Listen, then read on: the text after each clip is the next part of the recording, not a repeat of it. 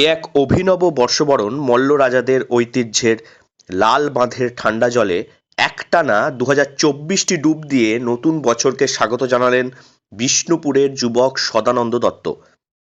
অসম্ভব অবিশ্বাস্য বললেও ভুল হবে। কনকনে ঠান্ডা পড়েছে বাঁকুড়ায়। পুকুর থেকে নদীর জল এখন হাড় কাঁপানো ঠান্ডা।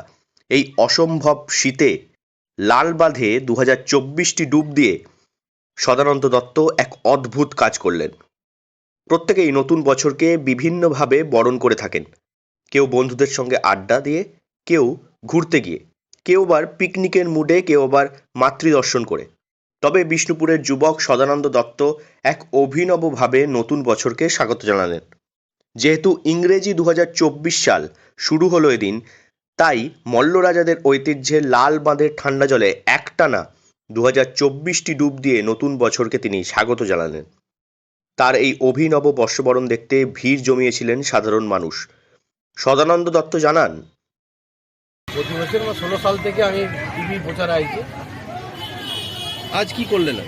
আজকে 2024তে ডুব দিয়ে বর্ষবরণ করি। কোথায়? লালবান আর গরমদি যমুনা, এটা যমুনা।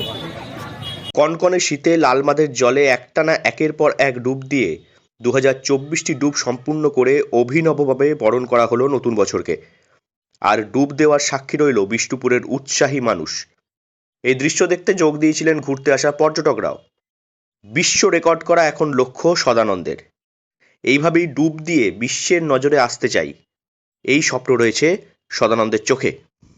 সবাই করছে, আমিও একটা রেকর্ড করার চেষ্টায় আছি, গিনেস বুক রেকর্ড।